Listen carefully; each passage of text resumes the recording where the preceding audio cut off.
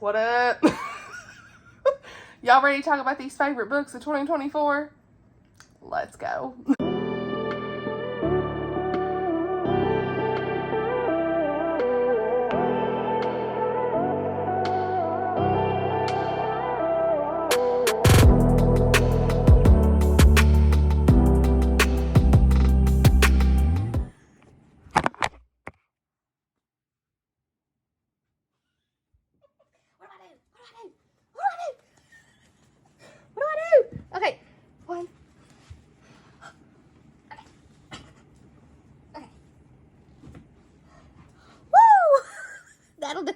Alright, you guys. Hey, y'all. It's Amanda, and today we are doing the top books of 2024 video. I'm so excited about this one. I love filming these type of videos every year, and today we are finally getting to it. Today is actually Saturday, December 28th, and I feel quite certain I'm not going to read another favorite of the year, and I always hold favorites and least favorites and all those things, all of those videos to January, because to me, you don't want to get too ahead of yourself in December. You might have another favorite at the end of the year. You never know. And so that's what we're doing. And since I'm reading some Christmas books and things like that I don't really think are going to be, you know, true favorites, I'm just going to go ahead and film this with just a few days to spare, okay? So I will leave the videos down below for the last 2 years at least of 2022 and 2023 of my favorite books if you'd like to check those out as well. But in this one, we have finally narrowed it down. Your girl has narrowed down 20 books. What? I had 16 and I had a lot of 5 stars, you guys. So let me first just preface this video with saying I gave a lot of 5 stars out this year, but as of the filming of this video in 2024, these are my top picks, okay? Ratings are subjective. The way I feel today could be different next month, next week, tomorrow. But as of the film of this video, this is how I've narrowed it down. And if I've forgotten a book that I gave 5 stars, oh well, at this point, I'm just really trying to hone in on those true favorite books. I will be doing a favorite romance video as well, because you'll notice that there are no rom-coms on this list. I read a lot of rom-coms in 2024, so I'm so excited to do that video separate from this, because while those are still favorite of the year's 5-star rom-coms, the books in this video are going to be books that truly impacted me in some sort of way. Maybe there was tears, maybe there was true emotion, felt relatability, all of those things. Books that are going to stay with me the rest of my life, that kind of thing. So, and maybe I learned something about a historical figure in society, who knows, from the past, all of those things. And that's what makes a true favorite of the year for me anymore. Like, I'm really trying to hone in on that. I don't want to spend a whole hour talking about 50 books when really we could do at least, hey, let's just talk about the top 20 that are truly impactful reads, and then we can do another video talking about like my rom-coms. So before we get started, I want to say that all of the links will be linked down below in the description for the reviews on my blog, or and shopping links as well. As always, anything I can fit in the description is going to be there. Also, I do not have my reviews in front of me, so these are going to be like quick, hopefully quick, because I'm pretty long-winded, but as quick as possible. Just my immediate thoughts of why it was a favorite of the year. The full detailed review will be linked in the description box, okay? Let's talk about some middle grade books first. And the first one I want to talk about is Song for a Whale by Lynn Kelly. This one is about a young girl who is deaf, and her name is Iris, and she's 12 years old, and she has classmates who don't really understand sign language, and people are not really willing to learn the sign language, so she's struggling, and so she can't really communicate with others at school. Blue 55 is a whale that she learns about in science class, and she feels this instant connection with this whale because scientists have dubbed him the loneliest whale in the world. So she feels very lonely in school because of what she's going through, and she wants to learn all about this lonely whale and fully embrace the relatability that she has with it. It's a really wonderful story. It made me tear up. It was just very heartwarming, and seeing her and her parents and everything, the way it came to the end, was just so powerful, and Iris was just such a strong-willed character. It was great. I recommend. And then the next middle grade story I have for you is Fish in a Tree by Lynda Hunt. You guys, I buddy read this with some of my friends this year, and we loved it so much. This book is all about a girl who is dyslexic, and her name is Allie, and we see how she grows her confidence throughout the school year with the help of this teacher who truly cares for what she's going through. He knows that she is dyslexic, he figures all of this out, and she doesn't want to tell anyone. She's very just embarrassed, and so people don't really know why she's doing a lot of the things that she's doing, making mistakes when she's writing notes or different things like that, and so she is bullied, and people don't understand her, and even her parents are trying to figure this out for her, and she finally just comes to know and accept who she is and learn how to get help that she needs. This book shows why it's so important to have a teacher that is a good influence and just really caring and understanding and all those good things. Like, it's so important. It just truly showed that in this book, and it's one that I will not forget. That experience reading with my friends, they were all just so enamored with our girl's story, and her friends in here were fun. I absolutely loved her friends. The side characters were great, and it just really had a lot of relatability to me as well as a special needs mama. I was able to relate to this in different ways. Even though my son is autistic and this girl had dyslexia, I could still find a lot of relatability in this story as well as in Song for a Whale. I truly loved both of these books. They were just really wonderful, impactful stories that stick with you. And then we want to talk about the other middle grade on my list. It's a favorite, is Refugee by Gratz. You guys, this book was so good. It was impactful and emotional. I cried. 3 characters in this story. One of them is a Jewish boy living in the 1930s in Nazi Germany, and there's a threat of the concentration camps and everything, and he and his family, they end up boarding a ship bound for the other side of the world, right? And then we have a Cuban girl in 1994 who has lots of riots and unrests in her country, and so her and her family set for sail on a raft, hoping to find safety in America. And then we've got a Syrian boy in 2015, and his homeland, of course, is torn apart by violence, and he and his family start this long trip towards Europe. And this was just so eye-opening about refugees. The way that Alan told this story was so heart-wrenching, yet there was hope throughout the story regardless, and it's just one I think everyone should read. There's a lot of details, of course, with war and violence, so be aware of that in this book. I will, again, reviews down below, but it was just one of those that stays with you and is impactful for you, and you just walk away learning something from it, and I just truly appreciated this story. So those are the middle grade books that I really enjoyed. Now I'm going to talk about the one romance book that is on the list. I'm looking around. I think that's it. Like the true just contemporary romance for the list, which just one book for this, I know. But again, we're going to talk about the rom-coms in another video just because there were so many great ones this year. But the one romance book I want to mention is a Christian contemporary romance called Love in the Wild by Mandi Blake. This was the year of Mandi Blake. I mean, she probably is my most read author this year, right? I haven't looked at the stats, but that's probably the case. And this one was so faith-filled. This is her 3rd book in the Love in Blackwater series. I still think about this one. There was something about the way that this story was told. This is not a cowboy romance where a lot of her books are. And we have this guy, Gage, and our main girl was Hadley. A lot of family drama that goes on in the previous series, I will say, in book 5, the Wolf Creek Ranch series called The Other Side. This is what that book looks like. Okay, we're following the Howards and the Pattons family feud, basically. And so that starts in book 5 in this story. And we even see some of it in book 6, which is Forever After All. So I do recommend that you probably read the Wolf Creek Ranch series before these, at least at 5 and 6. But, either way, this kind of ties back into some of the characters you first meet in those books.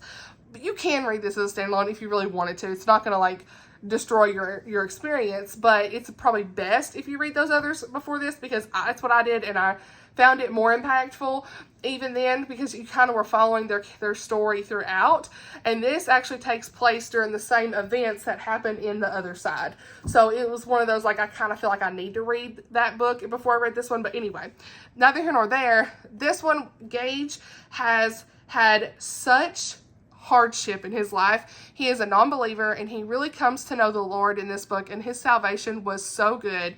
I loved the romance between Gage and Hadley, their past, there's rivals in their family. A lot of suspense was in this one as well. So Mandi just told a very, very powerful, faith-filled romance story, as always. And this one I would say doesn't have as much cheese as she puts in a lot of her other books. From what I remember, it was just more of like that real raw emotional story that they had been through a lot of things and hardships in their lives, but God was still going to be there for them no matter what. And it took a while for Gage to really realize that. And I was here for his story and his salvation and the romance and the family and the reconciliation, and just, it was so good. So highly recommend Mandi Blake. This series overall is wonderful, but if you just want to read this one, you can, but I highly recommend you start with the other side at a minimum. So yeah, so that's the only contemporary romance book I have on this list. And I am going to talk about 2 suspense books here. So first, we'll just start with The Premonition at Wither's Farm by Jaime Jo Wright. You already know that I have really enjoyed Jaime's books. She writes Christian suspense, and she usually has a dual timeline story.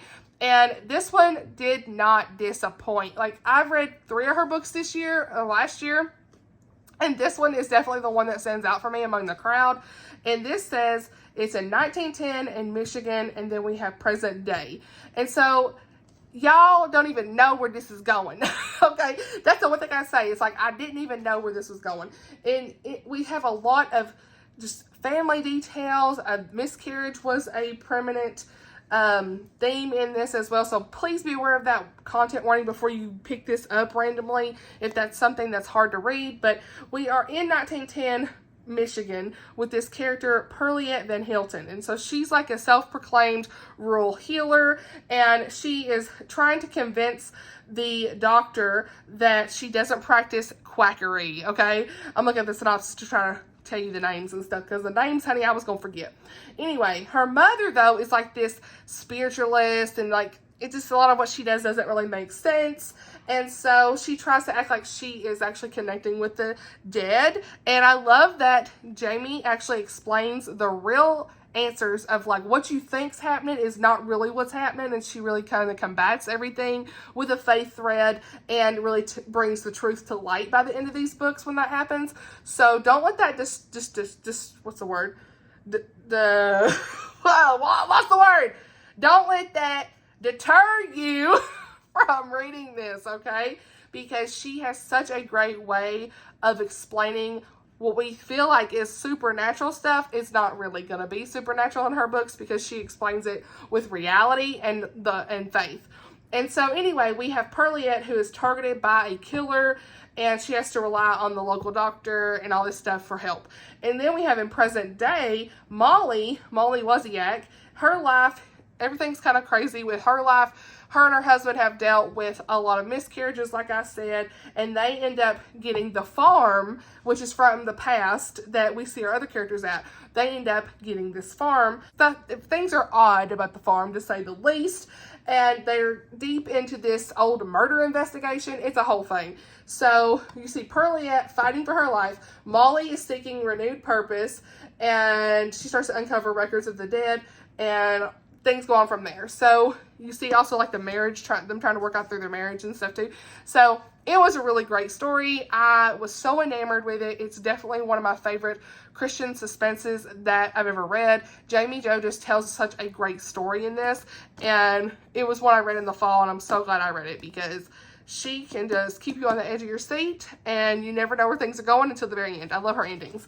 So yeah. Of course, like I said, I have another suspense, and this one really stands out among the crowd because it was my first DiAnn Mills book that I ever read, and it's Lethal Standoff. This was an art copy that I had to read and review from the publisher, and I'm so glad that I signed up for this one, because it was one that is now a new favorite of the year, a new favorite author, and I just I'm so looking forward to reading more of DiAnn's books. I've been sleeping on this author. I do not need to be doing that anymore, because she has so many books out there to read, and I'm looking forward to reading more. So we've got a hostage negotiation like setup in this one, Lethal Standoff.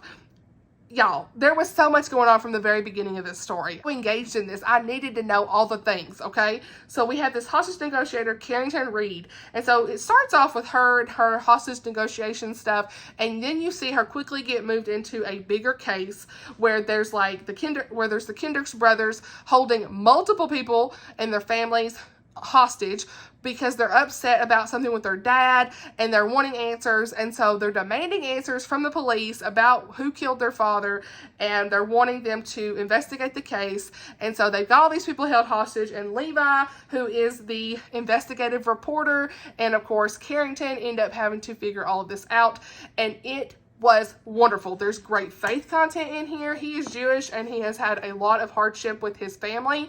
I really enjoyed his storyline there. Carrington had a lot of stuff going on in her past too. Like, these characters both were very layered and in depth with other things that they had going on outside of the real mystery, and I think that's why I really enjoyed it. It wasn't really a trauma romance, as Tammy would say. I've learned a lot from her about what trauma romance is, but this was really truly them coming together, getting to know one another, and working together, and seeing feelings truly form for a real reason, right? Not just them starting to love each other over what they've been through, right? Faith content in here was just superb. Highly recommend. You guys have got to read DiAnn Mills.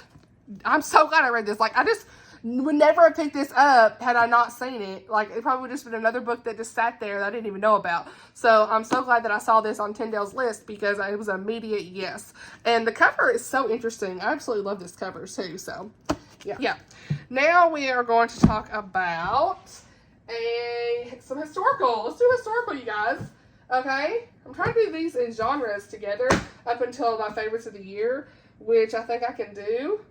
I say favorites of the year, like top favorites, you know what I'm saying? So, yeah, these are 3 historical books I'm going to talk about. So, first we've got Beyond Ivy Walls by Rachel Fordham. I actually did a whole vlog on this that I will link in the description.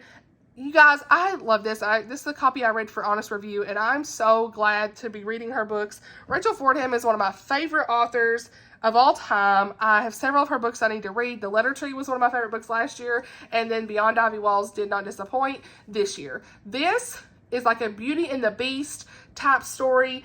It's not like a full retelling, but it's almost like a reimagining, inspired, that kind of thing. And so it's reminiscent, it says, of Beauty and the Beast. We have this recluse and a young woman who discover that the scars of life are no match against an act of love. So you have Iowa 1903, where Otis Taylor, he has been away for a while, okay? And everyone thinks he is anyway. And so the truth is that his father exiled him a long time ago, and he doesn't want people to know that. And the reason he was exiled is because of the scars that he has on his appearance, kind of like the Beast character in Beauty and the Beast. And so then we see that, what's her name? Sadie West. She is 23 years old, and so she left her family farm and found employment at this duster factory, trying to save money to help make ends meet for her family, and she ends up trespassing on the old abandoned shelter. I think it was like, yeah, in his path. Yeah, it was like his property or something like that, if I remember right. Those details kind of leave me, but I think it was his property. So anyway, they end up meeting, and the rest is history. I loved seeing their friendship grow. The Beauty and the Beast elements were definitely here. It was a really great time. It had a little bit of faith content as well. So I love this book. It's 5 stars all day. It's 5 stars all day. Like, it really is. I love the romance. Definitely a favorite book. You guys, I'm telling you, Rachel Fordham can write some really great romance, and the historical elements are not boring. Like, it's just so engaging to me. And I love, like, the little twist. Because, like, the Letter Tree was like, what was it? It was kind of like Romeo and Juliet in a way, right? And then we had this with Beauty and the Beast. Like, yes, take my money. So I loved it. Then the next historical we've got is All My Secrets by Lynn Austen. I love this book. It's one of the first 5 stars. Not the first, but one of the first 5 stars. I read it in February. And you guys, this is set in the Gilded Age. Lynn Austen told this multi-generational story. It's definitely one you can read for the multi-generational prompt for my reading challenge this year. I think that's in March. I will be reminding you, don't worry. But this is in New York, 1898. We have 3 generations of women, Stanhope women, and it's in 1898 in New York.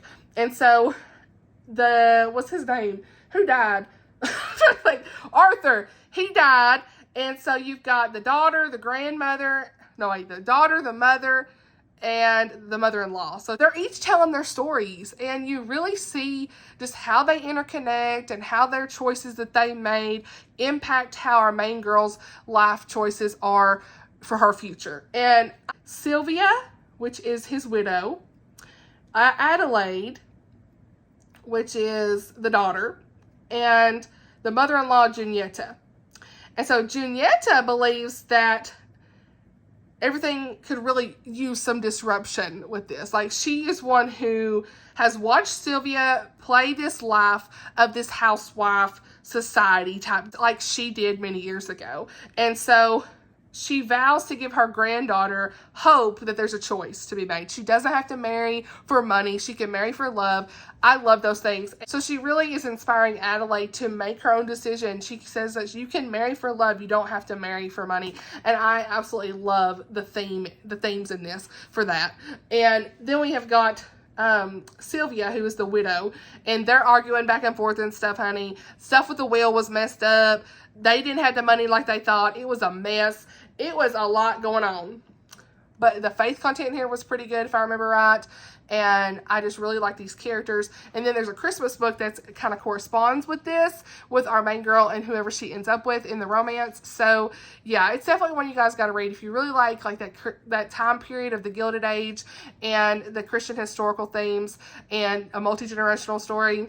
This is one to check out, okay? Lynn Austin, she is a powerful storyteller, and I've got to read more of her, you guys, like, truly. Then we have got Embers in the London Sky by Sarah Sundin. This is so good. Also read it in February.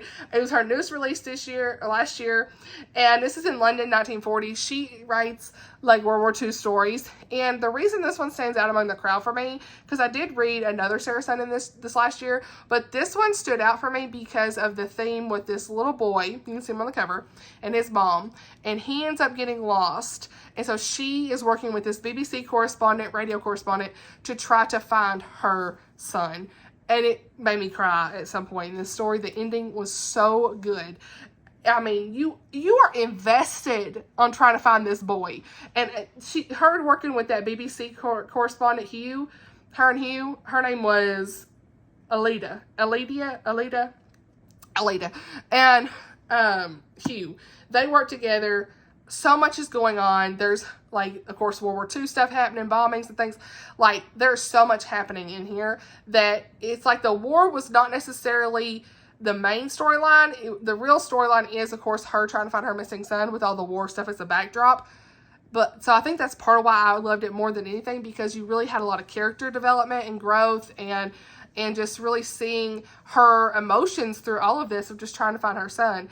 And the way it ended was perfect. Now I want to talk a little bit about like a biblical fiction style book, which is called Reckless Love by Kate Goodwin. This is one that the author asked me to read and review, and then I ended up purchasing my own copy. I loved it so much. She sent me an ebook. And this is like a really great redemption story. I have to mention it because I cried so much in this, and it still sticks with me. It says, a pregnant girl, a desperate woman, the God who sees them both. This is a Hagar and Sarah inspired story. Now, don't take me with like being like, wait a minute. But this was not necessarily a retelling. It's inspired. So we have this lady, Amina, and so she is pregnant and alone. She is the daughter of immigrants, and she flees her parents because they're ashamed of her. So she finds shelter with the small town's pastor and his wife. They're very kind to her. They help her.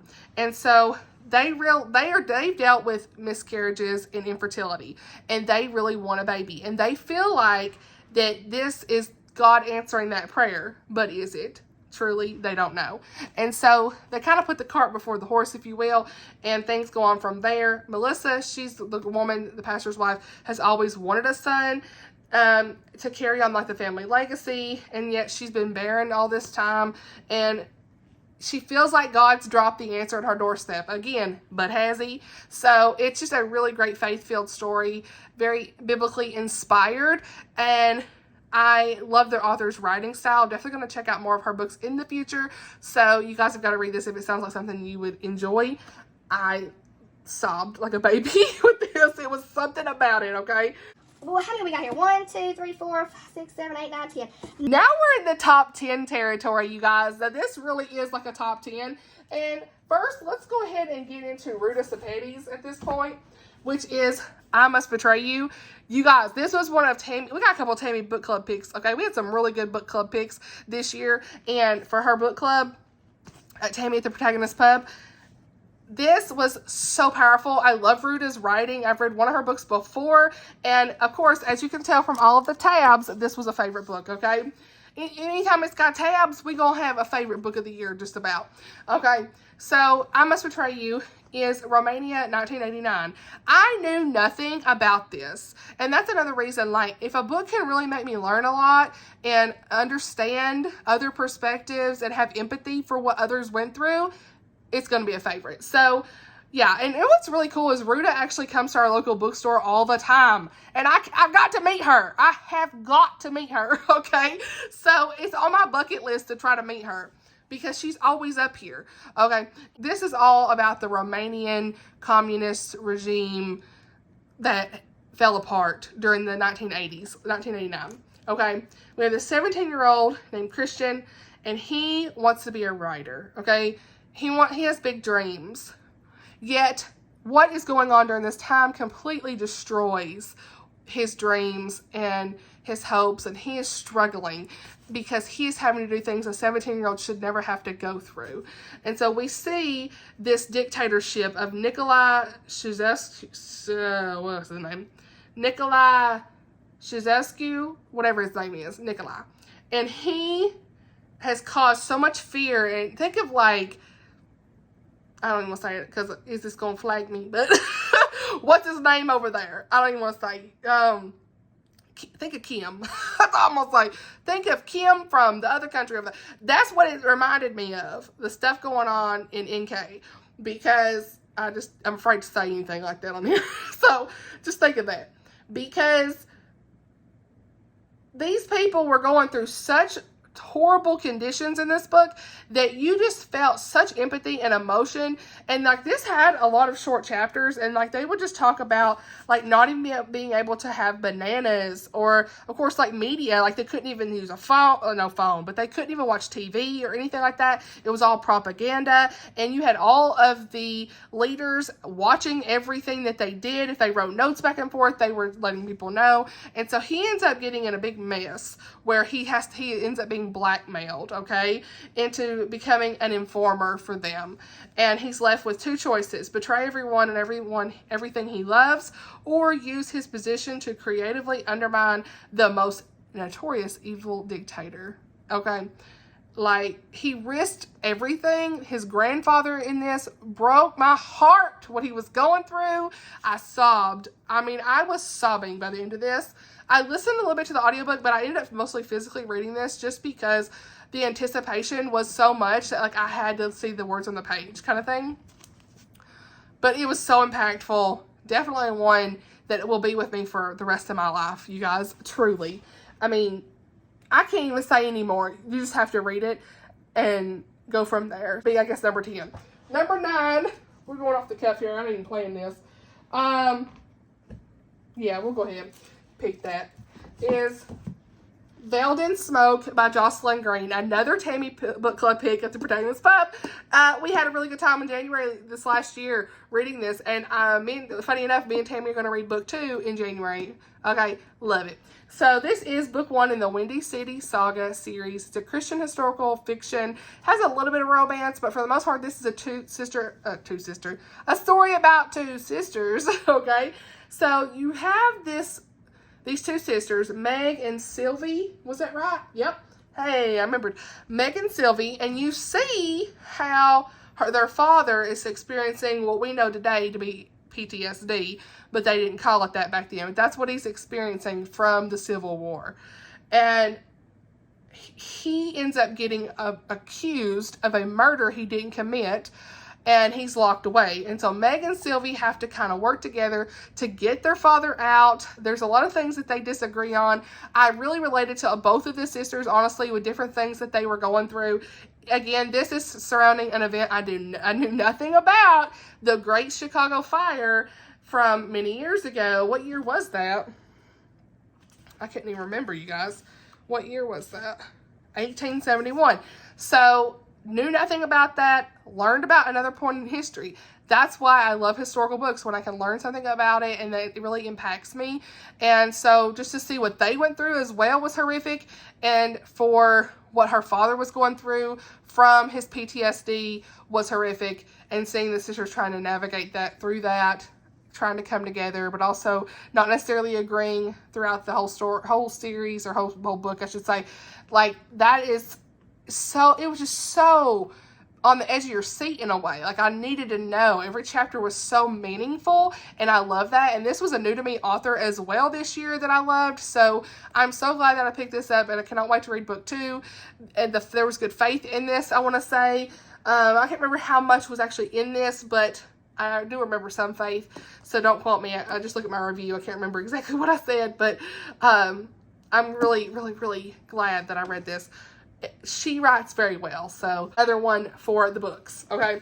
Now we've got number 8, and I'm going to go with The King's Scrolls, you guys, by Jaye. This also wasn't on my list, and I looked at the shelf. I said, wait, this was also 5-star.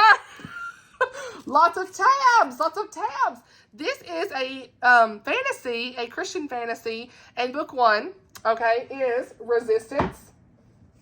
And it was one of my favorite books. Actually, I don't know if it was. I think I gave this one a 4. No, I gave it a 5, did I? I think I did.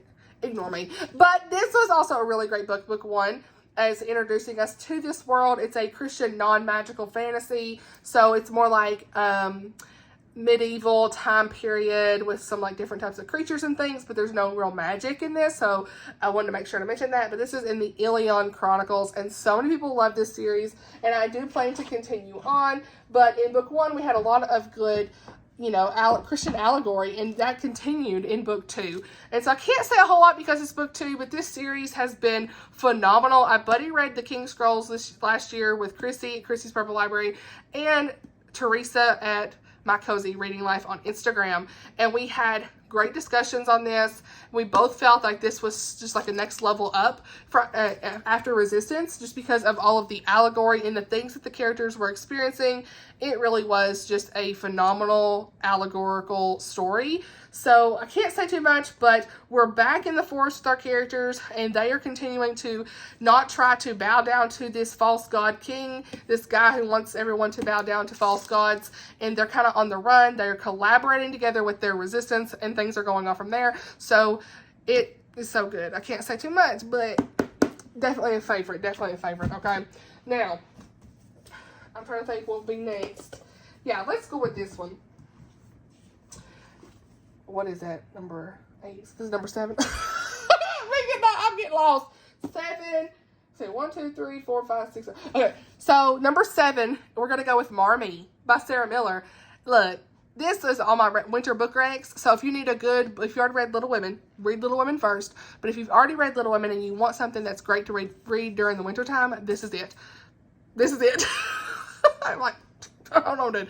So this is basically Little Women from Marmee's perspective, but also events that were not in Little Women too. So you see the events from Little Women in this, but you also see things that possibly could have happened with her and her husband, or what they could have went through that you would have not seen on page in Little Women. So yeah, I read this with my friend Teresa, and we were sobbing, okay? We were sobbing, okay? There were so many tears in this book.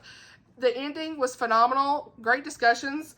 And yeah, that's all I can say. Read it.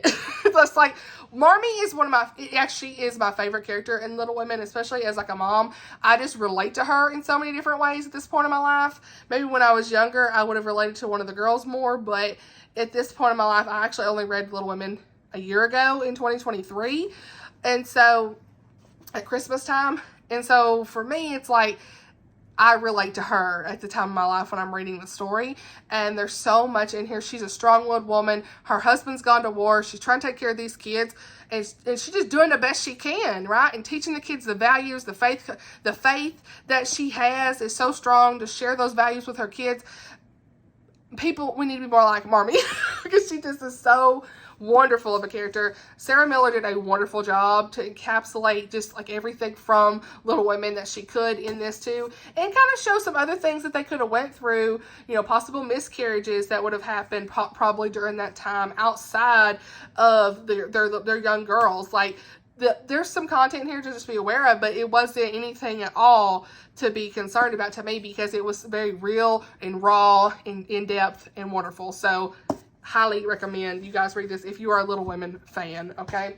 Now, number 6. What are we going to put in number 6, you guys? I guess we'll do Once Upon a Wardrobe by Patti Callahan. And I read this to my friend Lauren. I will link her channel down below. But Once Upon a Wardrobe, Patti Callahan. If you like Narnia, read this book. If you want to cry, make sure you got tears because make sure you've got tissues for your tears because you're going to cry in this book. It was impactful. We had this young boy. What was his name? The sister is Meg, and she is in college at Oxford. And so she doesn't really know much about Narnia. She's not really into it. But yet her young brother, George, is captivated with The Lion, the Witch, and the Wardrobe, okay? And he begs her to figure out where Narnia came from with C.S. Lewis. And C.S. Lewis is actually in this book, and he teaches at Oxford. So she ends up being able to talk to him about all of this. And she ends up really truly receiving these stories and understanding them and falling in love with them just the same as her brother. And she wants to tell him everything that C.S. Lewis is saying. Yet, the whole important part of this is her brother, I should have said, is sick. And he doesn't have long to live. That's all I'll say. I mean, you know that from the very beginning of this. So that's one of the reasons I'm like, y'all, I mean, I sobbed so much in this book. But it's one of those impactful books. Patti Callahan knows how to tell a story. And 2 of her books this year, read this one and The Secret Book of Flora Lee. This one was really going to give it like a 4-star though, compared to this one, Once Upon a Wardrobe, because it really was just the young boy, and the C.S. Lewis, and the fact that I've read The Lion, the Witch, and the Wardrobe, and just everything with the sister, and I have a brother, it just was so impactful. I mean, wonderful winter read. So good. Number 5 is The Frozen River by Ariel Lawhon. I read this to my friend Miriam over at Miriam Elizabeth Reads. And, honey, this was such a good book. It's a secular, historical, mystery thriller in a way. Let me just say, I was on edge. I was listening to the audiobook, and half the time I had to physically read it. I remember at the very end of this, when the twist happens, if you know, you know. And I was going, go girl. I mean, I know it's a modern take on it. I get it. I talked to Tammy about it too. It is more of a modern thing, but I really like what she did with the end. Okay, that's all I'll say. I was like, wait, she did what? I was going, oh my goodness. Because this literally was so many twists and turns. I can't even say. It just was so good. So we are learning all about a real person in history named Martha Ballard. And again, that's why I absolutely love this book, because we learned about a real person. So it's I want to know even more about the real Martha Ballard, right? This is inspired by her life. It's not a full retelling in any way, but it's so important because she was such an important person in history. I want to know more.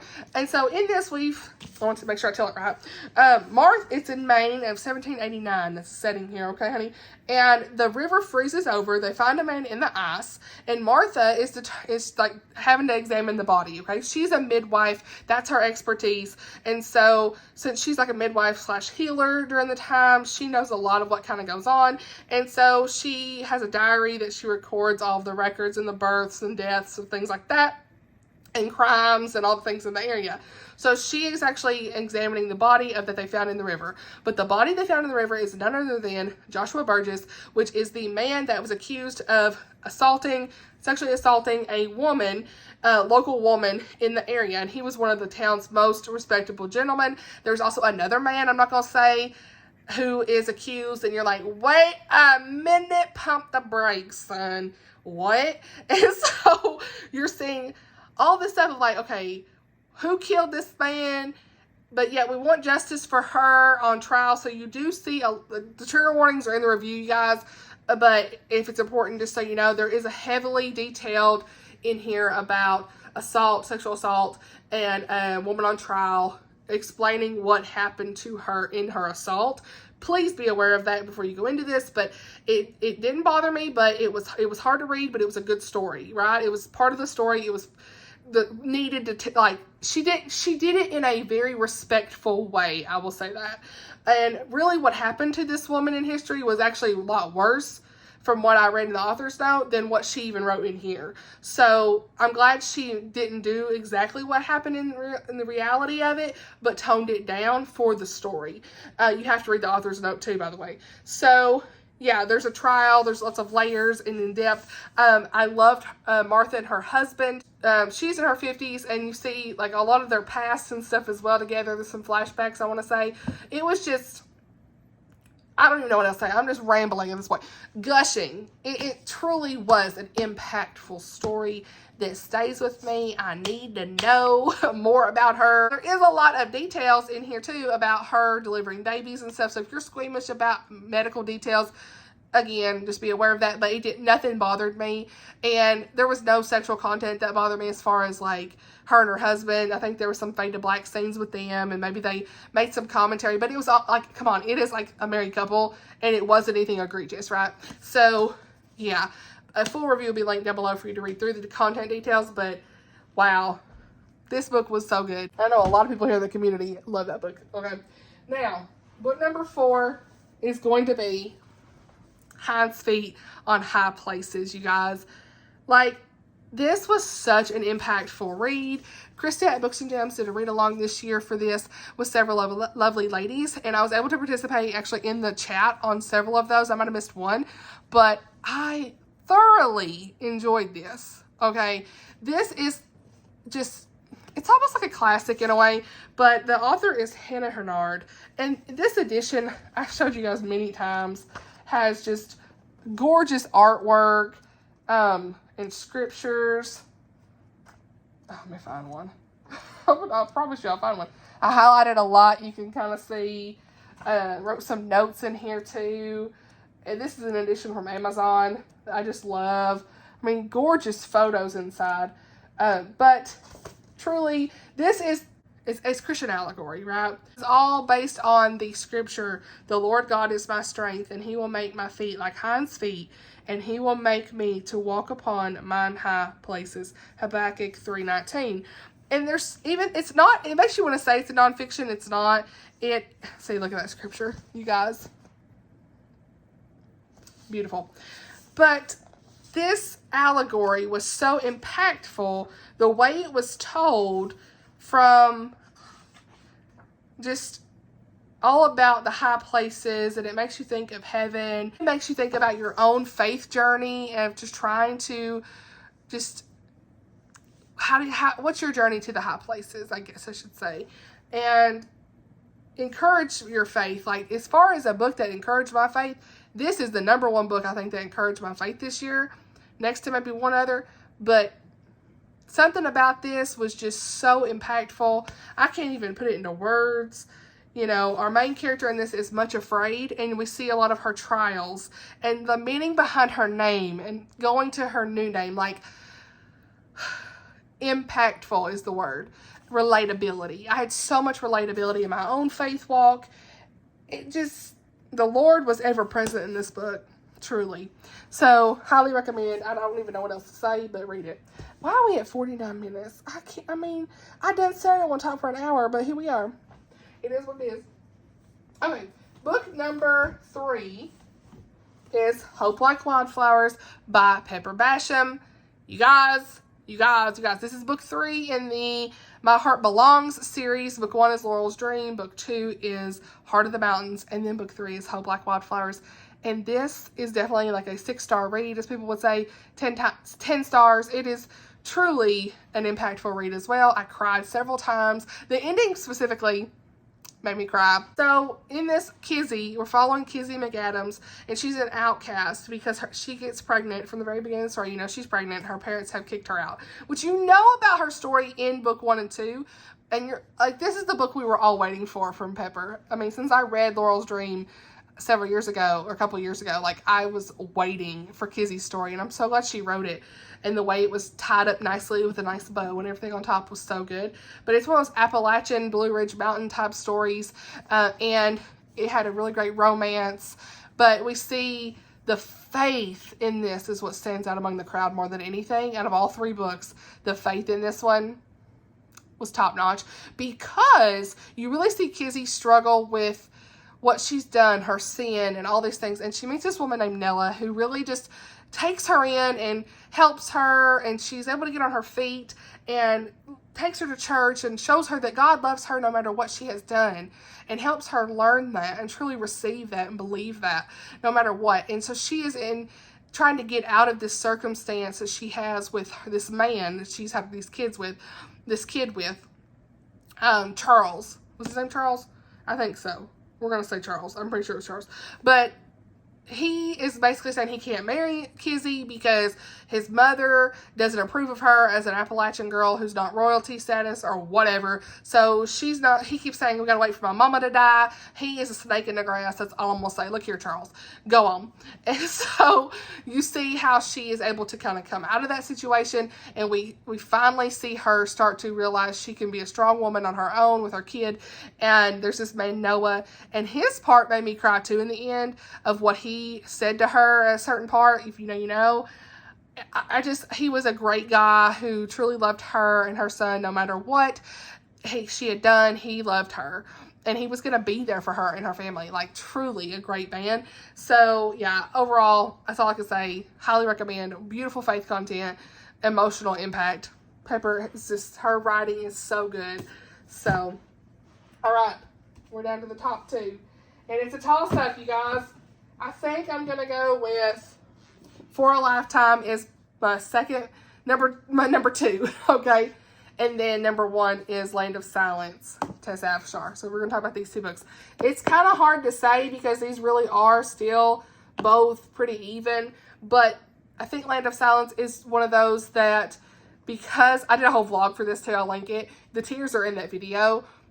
I had more tears with this than in For a Lifetime, and I found it more relatable. So we'll talk about that in just a minute. But For a Lifetime is book 3 in the Timeless series. It's still a 5-star read. We have the Salem witch trials, time period, and 1912, when there's like female pirates. No, female pilots. Okay, so that's kind of like our main theme here. Is one of the girls is like, there's 2 sisters here, and they're both time crossers, time travelers. Book 1 in this series, if you didn't know, is When the Day Comes. Okay, favorite of all time, still my number 1. It's still my favorite out of the series. Book 2 is In This Moment. Still a 5-star, but probably my least favorite of the 3 so far. And then book 4 is Across the Ages, which remains to be seen. Okay, this one has pirates in the 1920s. So we have the time crossers in this series. These women have different genes, genetics, where they have to decide where they wake up each day in different timelines, and they have to decide by a certain age what time they're going to stay in. Okay, so for a Lifetime, like I said, we have the Salem witch trials in 1692 in Massachusetts and 1912, and so we see. One is an investigative journalist, and Hope wants to be one of the first female pilots in America. So you see their story there, and then, of course, you see the twin sisters in the Salem witch trial period just trying to live, okay, because you already know what was going down there. So, yeah, it was very emotional. Their romances in this one, I would say I didn't really care for as much at first. They grew on me. But it was the sister bond that made this a 5-star. There were some tears. It was a beautiful ending. I did call one of the first twists, but not the second one. So, yeah, and it was more impactful reading with my friends. The faith in this, the faith content in this series is so good. So, definitely top tier. You already know. And if I would have read Across the Ages, that'd be on this list too, but I didn't get to it, so it's going to be in 2025. We're going ahead and put that on the favorites of the year for 2025. Just get ready. So we've got number 1, my favorite book of the year is Land of Silence by Tessa Afshar. And this book, you guys, was so impactful. The vlog, like I said, I was crying. This is about the woman with the issue of blood in the Bible, and it's a biblical fiction. And you know, she bled for 12 years. And the way Tessa was able to take a story about a woman that had 1 sentence, maybe 2, of scripture, and what her life could have been like, what could her name have been, all of these things, and make a fully fictionalized story that still remained true to the Word of God and made you go read the Word of God while you were reading this. Chef's kiss. I mean, relatability. How can I even complain 1 ounce when this woman went through so much and said she would have went through all of it again to go through what she did just if it brought her closer to God? Mic drop. I don't even know what to say. So, what she went through in this, I can't even imagine. But the end, with the faith, with Jesus, with her coming to the moment of touching Jesus' garment, in that moment of healing, we all know it's from the scripture. 10 million stars. I sobbed so much. So good. So it says, before Christ called her daughter, before she stole healing, by touching the hem of his garment. And her name in this book was Eliana. So biblical fiction, I know some people don't love it, but look, this is the reason I love it. Because it makes me go back to the scripture, the true word of God. I know this is a fictionalized story, but it depends on what it's based on sometimes, if it's going to be as impactful for me or not. But this one, I found so relatable, so impactful, and it had to do with what she went through and how she processed a lot of the things she went through, family dynamics, and her sacrifice, her selflessness for her family. She was like the most selfless person. Like, she cared for her family so much, she would do anything to protect them, to the law of God. Like, it was just such a good book. I'm so glad that I read this. Chrissy Purple Library, Teresa at My Cozy Reading Life, and Lindsay Lemus all have raved about this book. And I knew I had to read it. So I read it very early in 2024. And it was definitely my favorite book of the year still. So, that's everything. And I filmed technically 58 minutes. So we're going to see where we end up, you guys. So if you're still here, thank you so much, hearts, for watching this video. I have lost my voice. It is 12:30 in the morning on Sunday, 29th. I need to get to bed. My kid, I'm going to be regretting this, but that's what we doing here for the channel. We up late. Okay, so I hope you enjoyed the video. Let me know if you've read any of these books. Again, apologies if I forgot a book. I really hate it if I forgot a book, but at this point, that's it. So all the links, everything's going to be in the description. I was able to narrow it down to 20. Let's go. I'm so glad. I will tag my friends I mentioned as well. Check out their channels. Let me know your favorite book of 2024. If you read any of these books, what you thought. Do you agree with me? Let's not fight in the comments if you disagree with me, honey. But that's okay if you disagree. You can let me know too. It's fine. But I still love you. And I still love the books. All the good things. And I think you're seeing this actually, am I going to put this out before or after my least favorites? I can't remember. Either way, whenever the least favorites are out, it's going to be linked down below. Have a good laugh in that one. Let's not fight in that video either. Books are subjective. Remember this. But these were some of my favorite books. I'm just so glad to have finally filmed this video and tell you all about them. And again, I hope that you can find a book you enjoy in this video. I write very detailed reviews on my blog, bookloveramanda.blogspot.com. Please check that out for all the details for these books, full in-depth reviews. I love you guys so much. I hope you have a blessed 2025. And thank you so much for watching. I'll see y'all in the next video. Bye, y'all.